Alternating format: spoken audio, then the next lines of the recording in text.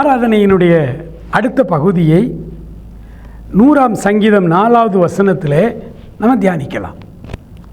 அவர் வாசல்களில் துதியோடும் அவர் பிரகாரங்களில் புகழ்ச்சியோடும் பிரவேசித்து அவரை துதித்து அவருடைய நாமத்தை ஸ்தோத்திரியுங்கள். செய்தி வேளைக்கு முன்பாக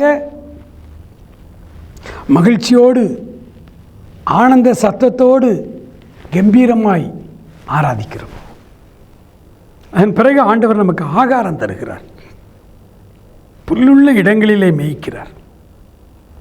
புல்லுள்ள இடங்களிலே மேய்த்து அடுத்து அமர்ந்த தண்ணீர்கள் அண்டையில் அவர் நம்மை கொண்டு போய் விடுகிறார். அதன் ஆராதைக்கு இந்த செய்தி வேளைக்கு பின்னான ஒரு ஆராதனை, செய்தி வேளைக்கு முன்னாடி ஒரு ஆராதனை. செய்தி வேளையிலே ஆகாரத்தை பெற்றுக்கொள்கிறோம். வெறும் ஆகாரத்தை மாத்திரம் உட்கொள்கிறவர்கள் இருமாப்படைகிறார்கள். ஏன்னா ஆகாரங்கள் நமக்கு போதகர் மூலமாய் அருளும்போது அது நம்முடைய மூளையில் தான் எல்லா செய்தியும் உள்ள கேட்கிறோம். அந்த அறிவு இருமாப்பை உண்டாக்கும். அப்படியானால் நாம் பெற்றுக்கொள்ளுகிற அந்த அறிவு அன்பாய் நமக்குள்ளே வரணும்னா ப்ளஸ் செய்தி வேளைக்கு பின்னான ஆராதனை என்பது அமர்ந்த தண்ணீர்கள் அண்டையில் நம்மை கொண்டு போய் விடுகிற அந்த அனுபவம்.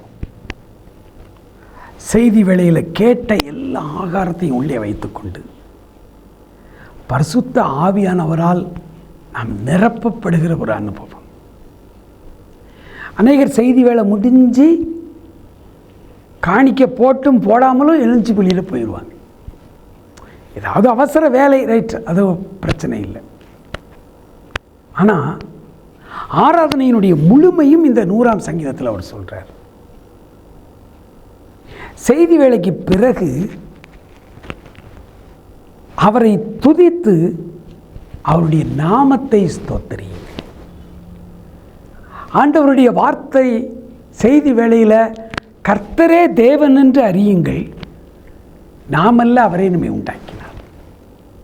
இந்த அறிவோடு செய்தி வேளைக்கு பிறகு நம் ஆண்டவரை ஆவியிலே நிறைந்து அவரை துதிக்க வேண்டும், ஸ்தோத்தரிக்க வேண்டும்.